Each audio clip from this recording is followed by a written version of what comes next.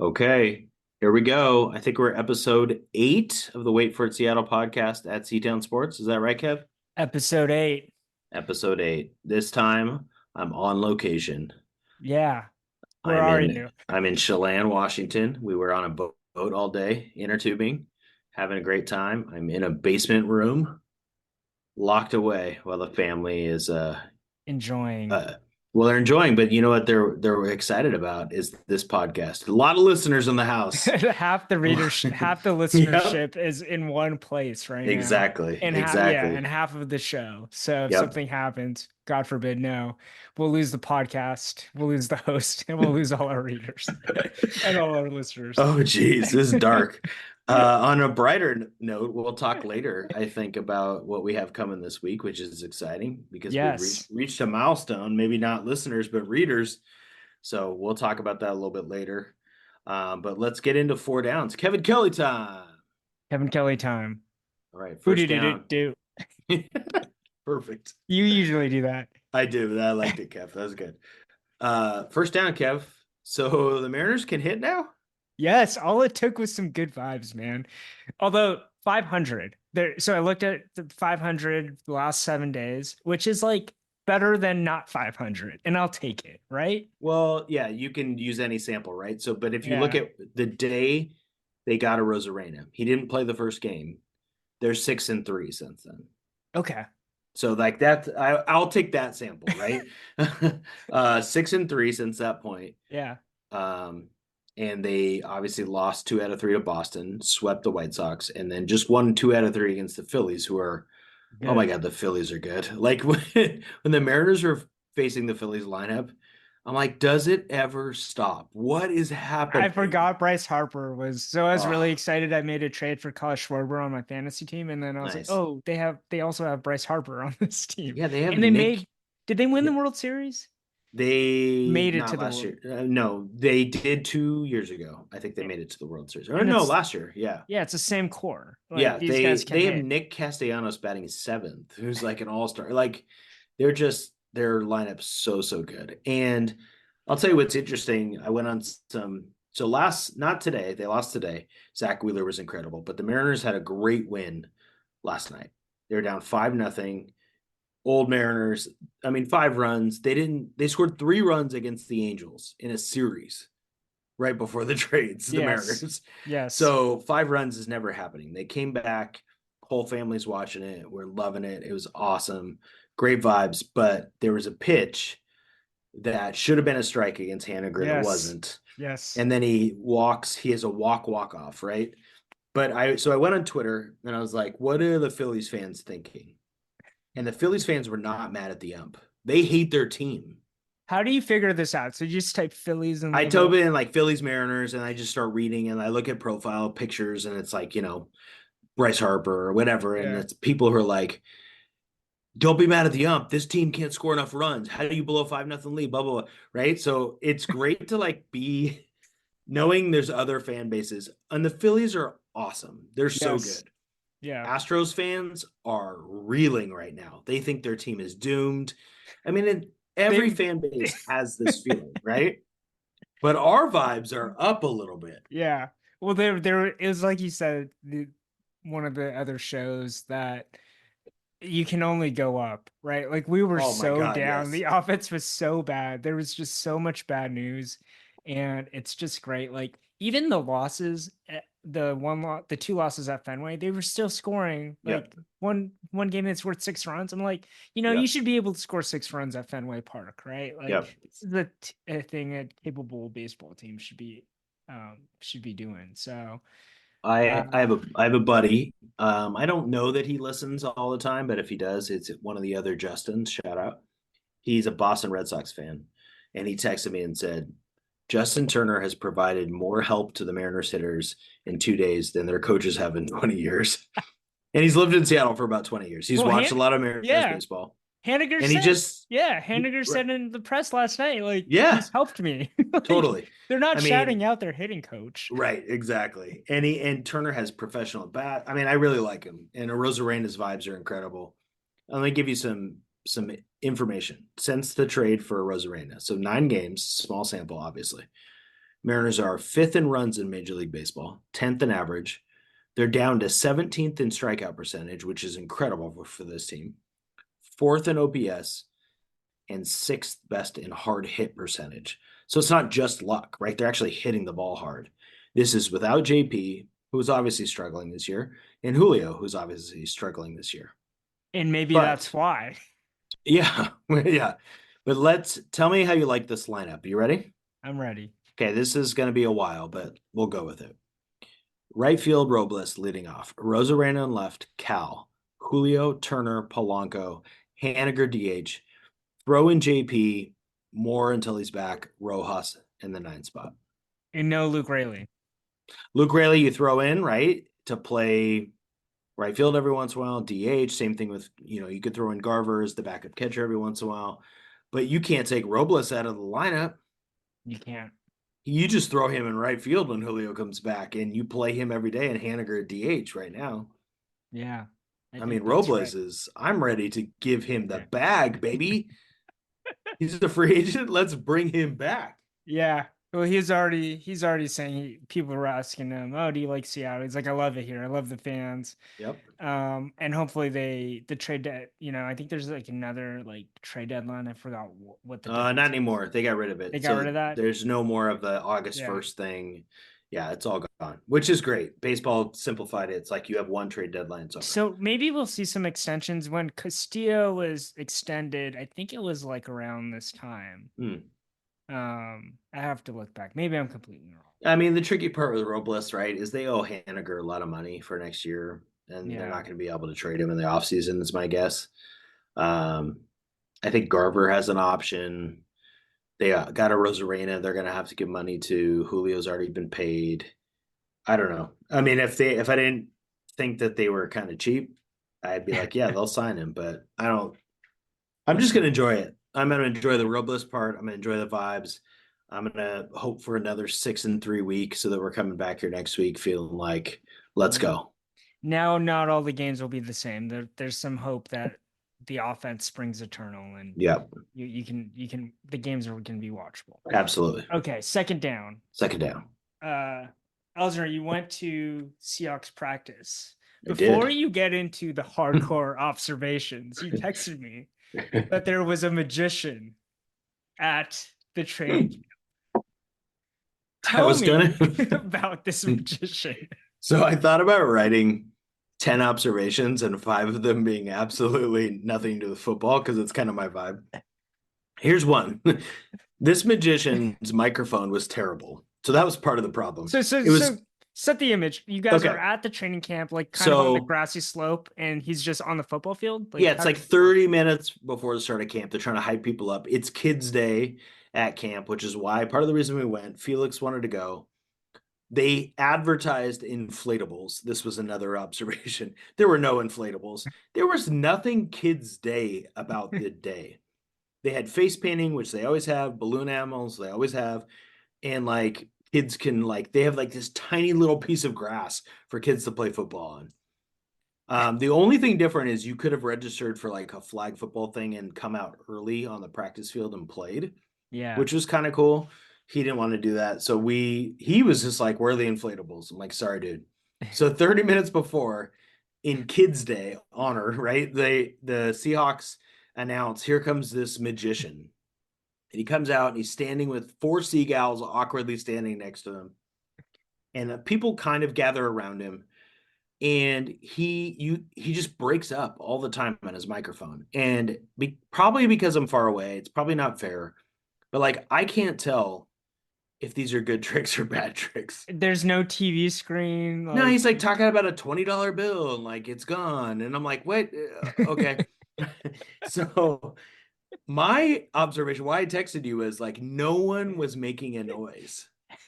It was just awkward silence. Was it one of those uncomfortable things where you felt uncomfortable for this magician? 100%. I feel uncomfortable talking about it now. Like this poor man, like he's either really good and it was a bad crowd and like I just couldn't see it. Yeah. Or he's just like the guy you get for Seahawks practice. No. Here's the thing. Magician, there's something to be said about venues. Yeah. So for my work company Christmas party, I really pushed for a magician. I think it's really cool. And it makes perfect sense. People are like have a drink in their hands. There's kind of like small intimate conversations and up walks a magician that can show you the trick in front of your face. Like that's really cool. I love magic. I Wait, think let me that's get the really vibe of cool. your party. So people are enjoying conversation, having a nice drink, and a magician just comes out of nowhere. Yeah. Well, he was at his corner. Like he had a bunch of cool tricks. Okay. All And then right. he had to leave early to go to his actual show in San Francisco. So, Oh, you see, you got uh, a real magician. This guy wasn't leaving early. In fact, I think he went overtime. oh no. Like Gino had walked on the field. There's linebackers warming up, and the magician's still going, you know.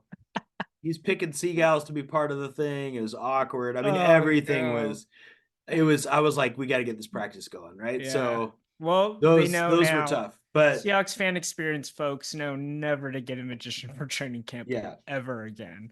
Also, another observation of Seahawks training camp, the grassy knoll that you're sitting on. You bring your chairs, et cetera, et cetera. Mhm. We had a family behind us who they had a lot of kids. And they had and it's a slope. So like you're gonna start sliding and their blanket. I mean, they were just in our business the whole time. Like their kids were just in my lap. Like I'm like, what is happening? I have my own child. Can you watch your kids? This baby kept sliding down the hill face first into this man next to me.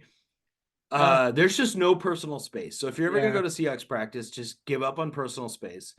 Give up on the fact that you got there early and you got a good spot because somebody will just this other European family just sat next to me. This dude sits down with his cherry coke and just like also sits on my lap. He's probably 300 pounds. I'm like, what is happening? Can I just watch Geno Smith spin the ball right now? So those are observations that have nothing to do with Uh, football. it's the cold hard facts about general admission. That's right. Yeah, you're right. It's true. Okay. I'm going to give Actual you a few things observations. about the Yeah. Seahawks. Not being a football expert, but I've Yeah. gone to Seahawks practice almost every summer. I really like it because one thing I do well, and I did well as a coach, is I really analyze details. I like watching details, right? Yes. And I think as a coach, you notice certain things. So here's something that excited me. Devin Witherspoon has a level of swag and a level of confidence that is Sherman level. Yeah. Like this guy's out there, and it's different than when I watched him last year. He's out there leading the cornerbacks and telling them like what to do technique wise. He's pumping up the whole defensive back group when they make a play in one-on-ones. He's talking, he's competitive. He's A ready to leader. be in he's ready to be an alpha. Like he's ready to be like one of the best corners in the NFL. He believes he is right now. He might be, and he's ready to do it for sure. So that was the first one.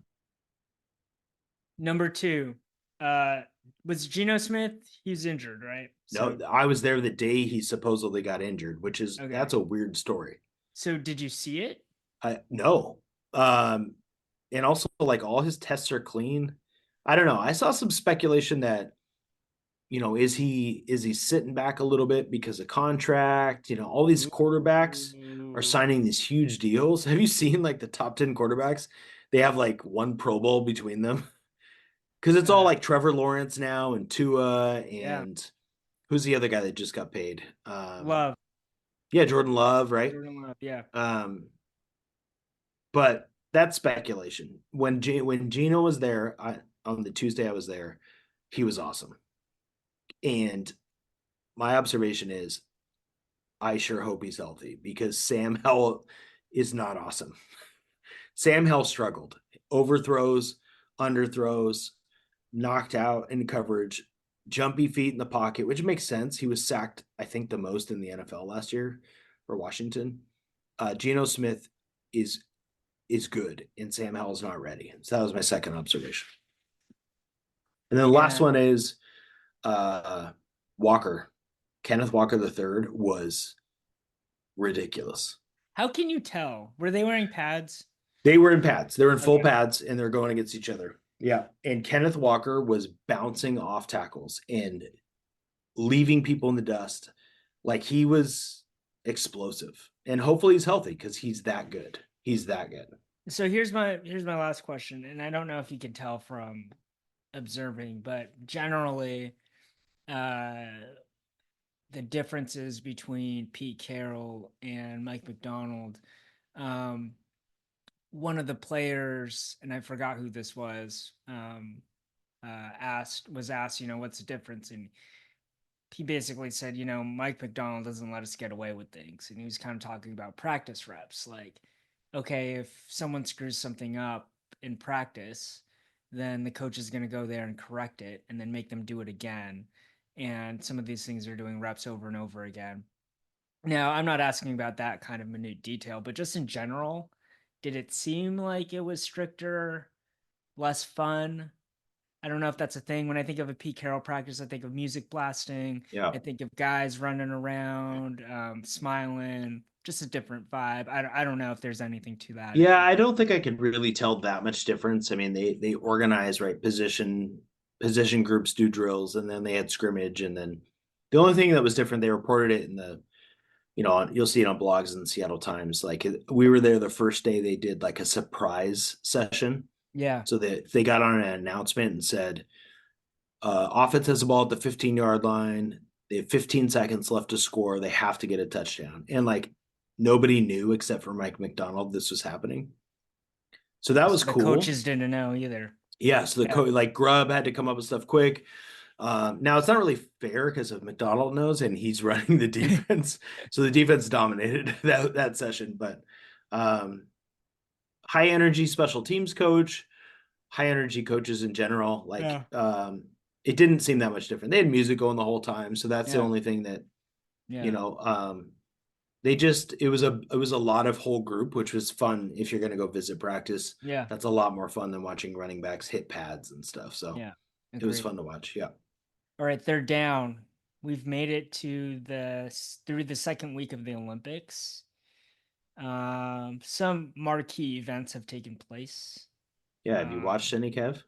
I've watched what I can. I got a little Olympic fatigue. Here's the issue. That's fair. Yeah. Here's the issue. The 24/7 sports news cycle, you get everything before it happens, before you watch it on TV, because literally you're not glued to the TV in the entire time. So you'll get the ESPN update like today, like I was getting, or you get them in the middle of the night, honestly, or you wake up to them and then you're like, okay, I'll watch it later, right? Yeah. And so I like the NBC. I like the idea of like kind of stringing together highlights at night where they kind of just focus on the big things. But then the NBC thing goes from like 8 o'clock to like 10. Yep. And I'm an old man now. And if I'm an old man, you're a very old man. But like I'm falling asleep. Like I'm like, get me to, why are we stretching out gymnastics? Like just go through all the gymnastics. Yeah, here's the difference. You have a non-teaching job. You used to teach, but you don't teach. I know you do have a little parental leave right now, but you have a small child. Yeah. I watch these things live. So like I was on a boat today and I pulled my phone out to watch the 100 meters and I watched Noah Lyles win. I couldn't tell that he won. It was so close. Yeah. But I watched him win on a boat on my phone. That's the great part. And that's the great part of, you couldn't tell me that 10 years ago, or when we first podcast in 2012 that you were watching the 100 meters on a boat. I'm like, are you insane? Yeah. Like, do we even have email then? Like, what was that? Yeah. Okay. So no Lyles 100 meter. He's going to have the 200 meter. Yeah. Could go for the double crown, which is a big deal for a U.S. men's sprinter because Jamaica has been straight dominating ever since Bolt entered the scene in 2008. So that's very exciting. What's less exciting is like Usain Bolt was just he was the fastest human alive. Yeah. But it's kind of cool at the same time knowing that like he was that special, that it's going to be that hard for someone to ever break that record ever again. Right. And swimming and track is always fascinating like that because how fast could a human possibly be at some of these things? Because that's all you're racing against. It's just times, right? Yeah. Like the equipment can't get that much better. Right. What's interesting is it's not quite equipment, but the pool was slow, right? So go to swimming, which I don't understand enough about swimming to know, but like it's the depth. The depth and like so then they were talking about the way, the waves created literally by the strokes of the swimmers, and so we didn't see a lot of world records. Yeah. But to your point, like when will we max out? as a human species. Like, when will that end? I'm sure they had this conversation in like 20 years ago. Yeah, They're like, yeah, right, these guys are so fast. And then in like 10 years, someone's going to run the right, 100 meters in 8 seconds. Who right, knows? right. 100-meter Um, woman. Did you watch that yep, one? I did. It was cool. We talked about this. So Yeah. Sakari Richardson lost, which, for the USA isn't awesome, but the winner, who we talked about as a potential Yeah. threat from St. Lucia, Yeah. first person to ever medal from that Yeah. country. That was Yeah. very cool. And it's also the Caribbean too. So it's Yep. kind of this like Bahamas. I really want to read. There's like long form articles about why Jamaica has like the best sprinters. Hmm. And part of it's like kind of like the training culture, and maybe some of it's the climate and the environment that they train in. But that'd be really interesting to know. US did finish second and third though, which is pretty Yep. cool. So I mean, overall, great showing by USA Yep. and we're not even done yet. There's lots of events left. The track is just getting started. There's all Yeah. kinds of track coming up. And then for us in our standings, I am leading you 15-12. We've had three, four, five, six, seven events so far, and we have about eight left. Oh, we're halftime. So we're So about it's getting halftime. Yep. close. And so one of those events is women and men's basketball. Yep. Um, First thing I How, want to bring up, yeah. men's basketball. Joel Embiid did not play the second game at all. They must Yeah. be listening to the podcast. Kerr just sat him, played Yep. Tatum instead, and they still won by a sizable margin. I don't think Yeah. it honestly matters who they play. I think Yep. he just at this point, Kerr's like, I just need to keep everyone happy Yep. and no and just win all these games, which is like not a tall task necessarily. But your thoughts on men's basketball? Yeah, like, I was thinking about clickbait, right? And like, you Yeah, and I are doing this because we just want to do it. Like, we love it. yeah. We're not trying to like be sensational and have a clickbait. I saw articles slamming Kerr for not playing Tatum. And then I saw articles praising him, and he's hitting all the right buttons when he benched Embiid. And I think they're just trying to, I get it. It's people's jobs. They're trying to get people to click, but I just want to read stuff that really is smart and makes sense. And uh, I think the U.S. is in a good spot. They're playing really well. Halliburton is like along for the ride. He's the best. He's just so happy whenever he goes in. Embiid looks happy but confused. I don't know what's going on with Embiid and whether he should play or not. Um, Tatum doesn't look great. It's LeBron, it's KD who's sensational. And then there's one guy who has a great game. Like, Bam Adebayo was awesome last game. So I have a question for you. uh, uh, With your experience as a coach, and I've been on benches too, and part of coaching staffs. Um, the U.S. men's coaching staff, it's a great staff. Yep. So it's we have Steve Kerr as the Yep. head coach, and then on the bench you have Spoelstra, you have Mark Few, And and Tyronn Lue. Tyrone Lue. And what's Yep. interesting, Tyrone Lue and Spoelstra both coach LeBron.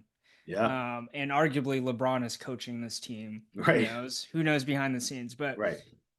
I'm thinking in my head, like, what are the assistant coaches? I mean, are they just glorified trainers at these training sessions? I mean, are they talking No, to Kerr? I've Like, watched highlights. So during practice, like, they'll do individual work. So like, Few okay, was working with Embiid, and he's not telling him what to do. It's more like getting him to his spots, practicing shots he'll shoot in games. yeah, And then if you watch him closely enough, they're running action um on offense specifically to try and get shots for certain people. And then I saw a great breakdown on YouTube of, in the international game, the I way saw this people, one. I yeah, where saw this people one. defend pick and roll, Yeah, and they kind of, if you could visualize, like, if someone comes off a ball pick, passing off, yeah, and as someone kicks it to the shooter, passing off to defenders, so you're just there on the catch. And the U.S. has Drew Holiday cutting to get in the way of the guy who would guard the shooter, and yes, so it leaves Devin Booker open. So like, I yeah. think that's the stuff and they can do that right away and then translate it for the players. I think that is Yeah, and the that's the players, value. we sometimes don't understand how freaking smart these NBA players are. They play Yeah. so much basketball. They, I think their biggest challenge is teams that play hard all the time. Because in the NBA, the reality is, other than deep playoffs, there just isn't. So, like the very first game, the men's team wasn't able to bring the ball up the floor because they're used to just throwing a lazy pass in and just walking it up. And like Yeah. Serbia, these guys were like, I don't play in the NBA. This is my moment. I'm gonna go pick you up full. But once they Yeah. got past that, Yeah. and they realized it, they're fine. So I think that will be interesting though, for the women's team and the men's team. The women had a game against Belgium that was awesome. Belgium brought it, and they were not afraid. And both the men's and women's have had to respond to runs from other teams. Yeah. And it's just going to get more intense. I don't think the U.S. is going to blow out people both sides to gold medals. If they Yeah. win, it's going to be they're going to have to get after it. Yeah. One last thing about, and I know we have some Gonzaga fans that listen to this podcast. The cool thing about Mark Few is he, and he's been part of USA basketball, and I'm sure he's used this pitch before, but he'll get in a recruit's ear and he'll say, I've coached the best players ever. I've coached LeBron. I've been around these guys. I know how hard they. He can take this to his team too, and say, "Hey, I know how hard these guys work. You're not worthy, right?" So those things are huge, and to get that, it's huge for Gonzaga basketball, and it's not Yeah. like Mark Few needs any more accolades or anything like that. Yeah, I But mean, I it's a think you huge can thing. look at the player development of his guards over the years, or even his bigs. But I mean, that's why I was excited for Braden Smith, who Yeah. went to Seattle Prep, who I really enjoyed having in the classroom and watching him play basketball. Like him going to Gonzaga and having a redshirt year, I mean, Oh he's yeah. going to thrive because that's what they do well. But you're totally right. Like he can Yeah. look at Braden in practice when he's redshirting and be like, "Hey, I get that it's sucks to redshirt. I just coached LeBron this summer and Steph, so maybe trust me." You're Yeah. totally right. Yeah. Yeah. All right, Uh, Kev. Fourth Fourth down. down. I'll keep this quick. Really cool. So Husky training camp started this week as well, Yep, and Jed Fish was wearing a shirt, and I don't know if you saw this shirt. I saw it. It was a top 25 and top 25 ranking, and no one knows what this top 25 where it came from. Yeah, this is the best part, Kev, because there are not that many top 25s out. Like Yeah, there's no AP poll yet. There's there's no no coaches coaches poll. poll, and It's so people, some yeah, random Twitter guy's poll that Jed Fish is pissed about. yeah. So you just print it out on a T-shirt, and then he superimposes in purple lettering, "Where's Washington?" And then he does this right on time. He did it for the media. Big Ten Network was showing up on campus to do their piece, and it made its rounds on Twitter. And I just kind of loved it. I Mm. just, he's kind of the opposite of Chris Peterson. And that's not to say Oh, Chris for sure. Peterson Yeah. was like bad or wrong in how he did things. Every coach has their style. And Jed Fish is like, I'm going to embrace kind of these external motivators, um, and just do it. Yeah. And it gets the fan base like kind of riled up. It gets the players kind of riled up. I kind Yep. of liked it. Yep. And my question for you is just like external motivators as a coach. Like, did you ever use those Oh, types of for things to like sure. fire players up? Kev, Like, the secret about many coaches and me included is people would often say, like, oh, you're kind of calm and cool. I wasn't really on refs and stuff. yeah, But like if I felt like there was a slight by someone else or that I didn't have respect, like, and we were able to beat a team, like, yeah, it would come out of me, not publicly, but like, yeah. yes, I would carry that with me, Okay, okay, for sure. Or if we lost to a team earlier and we ran a great inbounds play, like, yeah, I can understand Jedfish, like yeah, that, and players love it. yeah, I think especially in football, like you yeah, play with that chip, you play with that edge, yeah. and they're gonna need it, man. I mean, Yeah. Well, I that love conference it. is tough. Yeah. I love that he's doing it right now. Like he's getting them Yeah, pissed right now. yeah. Right. And Although, also, just real quick, His training camp schedule sounds awful. Yeah, He 8 to 8, said, eight yeah, he's to like, 8 to 8. He's like 7 hours of meetings. I'm like, what? Like as a teacher, and I'm sure in your profession, yes. no, thank you. 7 hours of meetings. I know they're learning things, whatever, whatever, but like, hey, Chris, hey, sorry, Chris Peterson, not Chris Peterson. Jed Fish, have you studied pedagogy and like Yeah. Well, what good teaching's like? you chunk things up, different teachers rolling. Yeah, I he don't needs to know. chunk it up. He needs to go Danny Sprinkle, UW men's team. I'm excited for this. I know it's a tangent, but Yeah. he's got every Husky great, Including including, go ahead. Hans Gasser. Spencer, they had White Boy I was going to Day. say They Spencer had Haas, Spencer Haas, John Brockman, and there's a random dude there with glasses. It was Hans Gasser. but Hans Gasser was really good in high school. Kev, I coached against him. Okay, yeah, He was with Issaquah. Garrison Carr. They were Shout good. out Issaquah. Yep. But he's had Nate Robinson come in. He's had he Ryan just Appleby. had Ryan. Oh boy, that's your guy.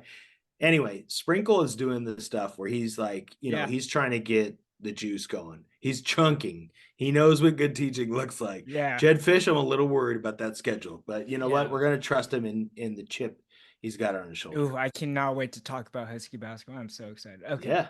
Yeah. Let's move to our main segment. All right. So Kev, a couple Yes. things. This kind of all links together.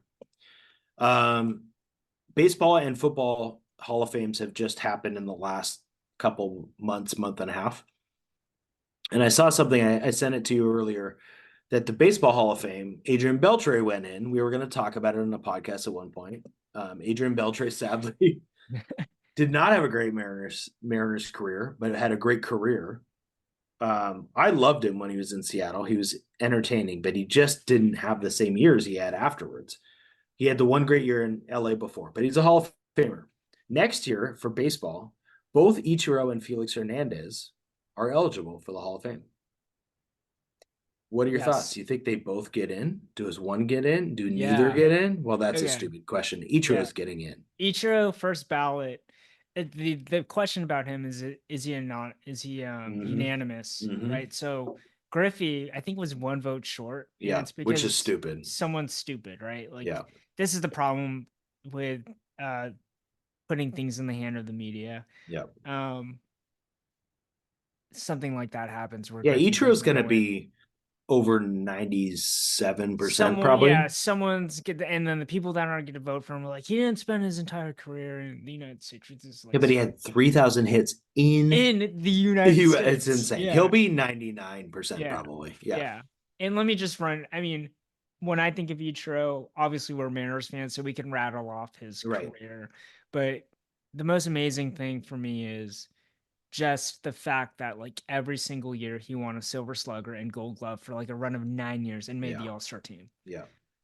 That type of longevity is just Yeah. and this is you contrast that with Felix, Yeah. right?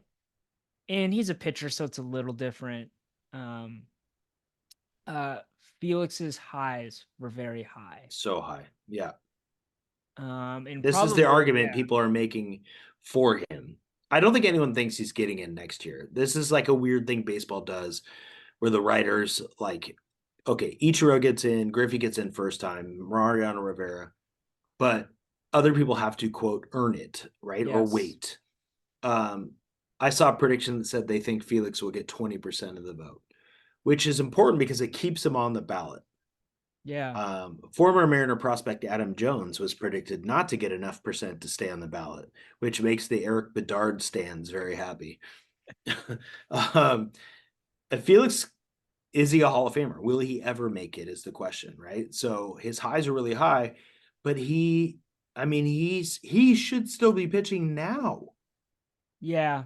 He's So in his 30s. yeah, here's the issue. We love Felix, right? Yep. And I'm in the Bay Area. Tim Lincecum's not in the Hall of Fame. And Tim Lincecum's highs were arguably higher than Felix's. Ooh, that's interesting. Tim Lincecum won 3 World Series. He won I think he won, how many Cy Youngs did he win? Let's pull up the wiki. When did Lincecum retire, though? Is he eligible yet? No, he fell off the ballot. Oh, So oof. Tim Lincecum's a 2-time Cy Young Award winner. Okay, but let me give you some 3 information. World Series champs. Tim Lincecum. So they have this stat, and the acronym is JAWS, JAWS. It's this guy, Jay Jaffe, introduced a WAR score system for pitchers, and it is the best indicator for Hall of Fame status for a pitcher. Yeah. Okay. So the average Hall of Famer is a 66 by this metric. So everybody above that is in. Current pitchers who are near that or above that are like Max Scherzer, Zach Greinke, Justin which is interesting. Verlander.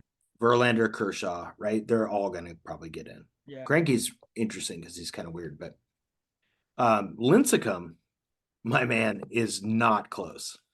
He's 445th on the list, and Felix Hernandez, in contrast, is sorry. There's a lot of Fernandezes. I got to go through it. Oh, Hernandez. Wow, that's embarrassing.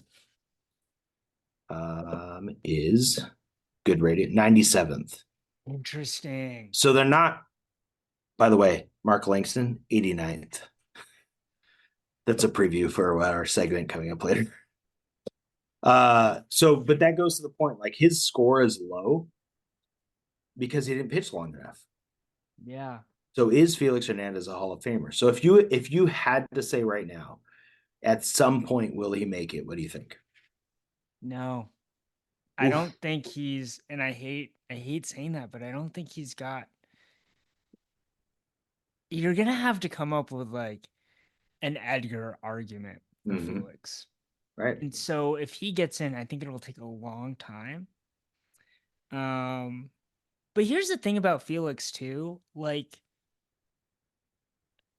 his career was during a time where the counting stats weren't as important. Remember, he Right. had the Cy Young Award Yep. where he only won 13 games. Mm-hmm. Um, and even with that, I just don't think he was around a long. He had a peak of maybe like 6 years, right? Like a 5 year stretch or 6 year stretch, which is longer than Lincecum, right? So I think that's the difference there in the Well, Jaws I metric. think I Yeah, think he's a great Felix is a great example, and Lincecum to a certain extent too, yeah, of that you're not going to have longevity anymore. Like Verlander and Scherzer, Verlander especially, that's an outlier. So they're going to have to decide: are they going to let in guys with 150 wins? Felix is at like I think 168, 169 wins in his career, right? Like yeah, I just wish he would have pitched long enough to get to 200 because I think he'd be a sure thing. yeah, Which is kind of dumb because like, okay, you hung around for 7 more years and you were average, so you're a Hall of Famer. Like I don't know, yeah, but maybe this is a good segue for us to talk about this for a sec, Kev, yeah. because our work lately has been how do you evaluate a peak, a short period of awesomeness versus A the longevity. longevity of a So career. what we're gonna do before we transition to talk about Seahawks Hall of Famers is we've reached 100 subscribers. 102. 102. Well, we're only doing 100 of this. We have worked for the last 3 weeks on creating a list of the top 100 professional athletes in Seattle team sports history. Yeah. So no Huskies, no high school. No This players is from Seattle. No right. No, individual. no individual. Apollo Ono, your guy. We're Yeah. not doing him. It's players who played on the team.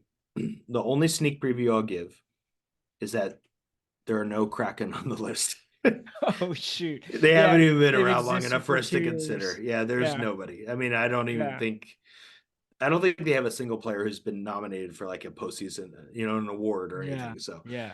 So but we'll it kick that was off this week. we kick it off this week, which the next segment here is a big part of that conversation, which is the Pro Football Hall of Fame. So Bill Barnwell, who writes for ESPN, wrote an article about the next 10 Hall of Fame classes. Next year, 2025, Marshawn Lynch and Earl Thomas are eligible. He said he doesn't think either will get in first time. What do you think? I think that's right. I think that Marshawn had a great, and NFL seems a little more, they let a little more guys in Mm-hmm. than the MLB. So I think Marshawn and Thomas will get in. Um, but But I think not first year. not first. They don't strike me as first year. Yeah. I'm interested to know. who else? I don't have the list in front of me, but like Who else is on the comparison list for wise, next yeah, year? yeah, Yeah, because that would give you a picture of like, okay, that's that's a yeah. first, that's a, um, thinking, I agree with you. I don't yeah, think that either one will get in the first year. I think Earl Thomas is less about his play on the field because it's actually pretty incredible and more like the way he finished his career. It just yeah, he rubbed finished people the wrong career, the way he yeah, left Seattle, the way he left Baltimore, like yeah, he's on he just TMZ too. It's just pissed bad everybody news. off. Yeah, Okay, it's here's bad who he news. thinks will get in next year. Eli Manning, Antonio Gates, it'll be his second year of eligibility. Oh, interesting. Gates didn't get Terrell in. Suggs, Jared Allen, both edge rushers, Yeah, and Adam Vinatieri, the kicker. Probably the best kicker ever. yeah. So Vinatieri strikes me as a first ballot Hall of Famer. Eli does as well. Yeah. Um, and I think Marshawn, I think both of them get in, but not the first year. So the next year, 2026, Yeah. that's So Sherman, he predicts Sherman gets in first ballot. and I think that's right. I I think that's think interesting. Yeah. I think that's right. He was the best cornerback for a period of maybe 5 years in the Yeah. NFL, led the team to the Super Bowl. And it was the defense that was the key for that Seahawks quote unquote dynasty. And Yeah. he was the helm of that Pete Carroll defense. Well, maybe you argue the safeties were kind of key to that, but Oh, he I was think the I think true you're right. I lockdown think corner. Sherm is the guy. Like they wouldn't even throw at him, like Yeah. um so Barnwell thinks that 2027 Lynch gets in. The next year, 2028, Earl Thomas gets in, which was to be his fourth year, which is interesting, because every year there's more guys, right? We're talking Yeah. about Drew Brees and Larry Fitzgerald in 2027. It's like Adrian Peterson would be with Marshawn, Yeah. Rob Gronkowski, Luke Kuechly, who is eligible next year, who's one of the best linebackers ever. I mean, it just goes on and on and on, Yeah. obviously.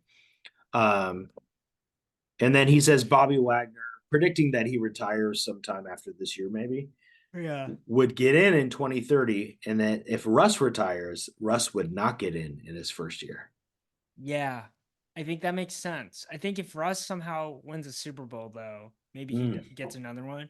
I think then he gets the Eli Manning treatment, and then he gets his first ballot. Well, my man Although, Russ needs to beat out Justin Fields right now. So, yeah, but that's crazy. Like overall, number one, sneak preview, all these guys are going to be on our list for sure. And they're yeah, going to be pretty high.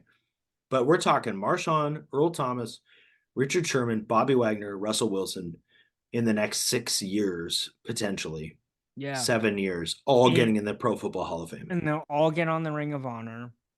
Oof. Yeah, that's a tricky one. I mean, they're all better than these guys that are in the Ring of Honor.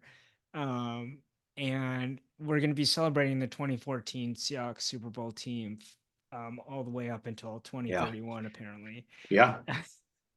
It's um, incredible. It's yeah, incredible. I mean, people will see it on our list. Like that era of Seahawks football is as important as any era of Seattle sports history.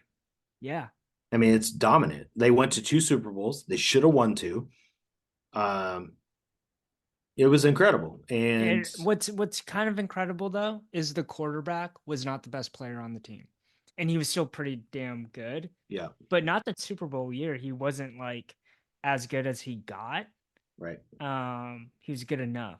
But that's what's kind of incredible because I think uh m- Tom Brady, Eli Manning, these guys are pretty solid quarterbacks. Now you can make the argument Eli is not as good as some of these other guys that have won Super Bowls, but the way the Seahawks won it Yeah. with the defense it's Yeah, just you're right. Like Russ was at the time heralded, very highly. He was regarded as a top quarterback in the NFL. He quickly fell off, and people now look back, including myself, and say, "Wow, that defense. We knew it was incredible. but We you knew it don't was know big." how good until Yes, exactly. yeah, until Exactly. you And watch the maybe Seahawks. Yeah. maybe Mike McDonald will get that defense back to, I mean, it will never be at that kind of level. That's an Yeah. all-time level, but good enough. Yeah. So Yeah. we'll All see. right. Top Top five. five. Top five. I'm trying to You- come up with like an action for this. All right. My top five to you. Also Hall of Fame oriented. All right. Five Sonics players in the Hall of Fame. That's it. That's it. This isn't even a top five because there's more than five. Yeah. Can you name five? I sure can. All right, do it. Gary Payton, That's one. Jack Sikma. That's two. We kind of cheated because we looked that one up before when we were talking. Spencer Haywood. That's three. Well, that's a little tricky now, but it's not. I still got it. Lenny Wilkins is in the Hall of Fame. Yes, as a player and as a coach. Yep, both the And Sonics. Sigma as a coach as well. I forgot about that. And Ray Allen, who you also told me before the podcast, Yes. All right. which I didn't know that one.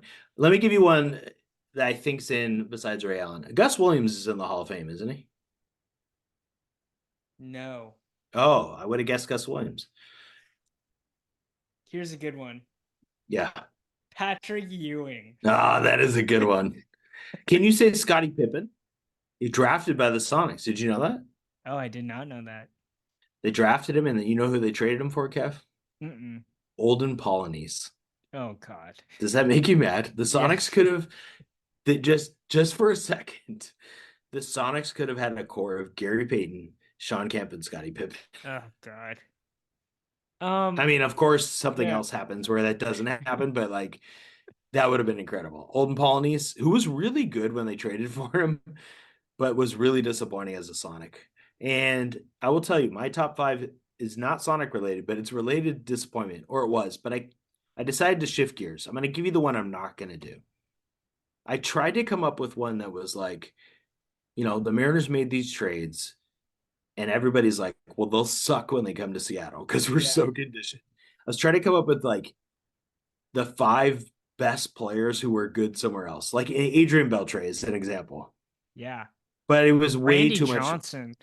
No, he was good in Seattle. So like Yeah, but I was way trying to better use, in Arizona. but here's the metric I was trying to do. Like they didn't get an all-star in Seattle, but And got them somewhere else. So like Adrian Beltre, no all-star games in Seattle, was not named an all-star. He's a Hall of Famer. Yeah, that's pretty ridiculous. So anyway, here's some names just for the people because they'll love it. Jeff Cirillo. Adam Jones. Well, Adam Jones never played for us. Well, that's not true. I think he did play a couple of games, but Adam Jones is a good one. Jeff Cirillo, Dave Henderson going way, way back. Sean Figgins, who was good, but until we got him, and he's the worst free agent signing of all time. I mean, the list goes on and on. Scott Spezio. I mean, these guys, God. Stop. Yeah. Yeah, it's bad. It's bad. So I'm not going to do that. My sister talked to me. We came up with one for you. Okay. We asked Alexa for this answer, so I know it's true. I'm going to give you the first one. Today, do you know who won the gold medal in men's singles tennis? Yes. Novak Djokovic. Novak Djokovic. And he accomplished something called the Golden Slam. Yep. Okay. All four. US Open. Yep. French Open. Yep. Wimbledon. Yep. Australian Open. And the gold medal. The gold medal. So there are people who have won all four, but not the gold medal. So the Golden Slam is you have to have the gold medal as well. Try me. Better. Who are the four? Hold on. I want to say this is in honor of your good friend Woody too, who loves tennis and went to Wimbledon. Yeah. And is a listener, I believe. Who are the other four people? They are famous tennis players, really famous. I will tell you that two are more recent and two are farther back. Men's and women's? Men's and women's. Good clarification. Nice job. All right. Serena. Boom. Got it. Yeah. So I said Novak. Novak's one of them. So you got two. Federer. That's three. That's a strike. Wow. What did he not? He never got the gold medal. That's a good. I'm guessing it's not the gold medal, right? Because I think he has all the other ones. Yeah. So Nadal. Yep. Okay. So to pause. So you got the current. The other two are farther back. I'm not talking 60s and 50s. These are people like I grew up watching, but are before your time, probably. Billie Jean King. No, Jesus. Kevin, how old do you think I am? Billie Jean King's like black and white television.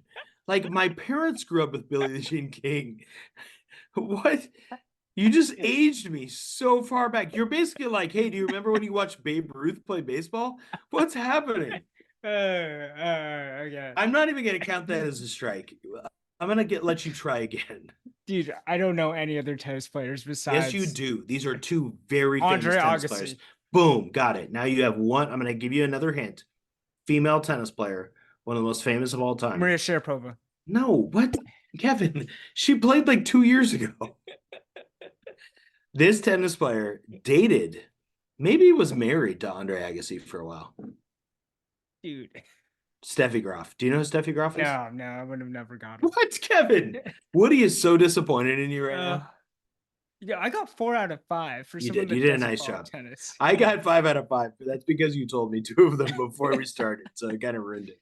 Yeah. Oh, incredible. Yeah.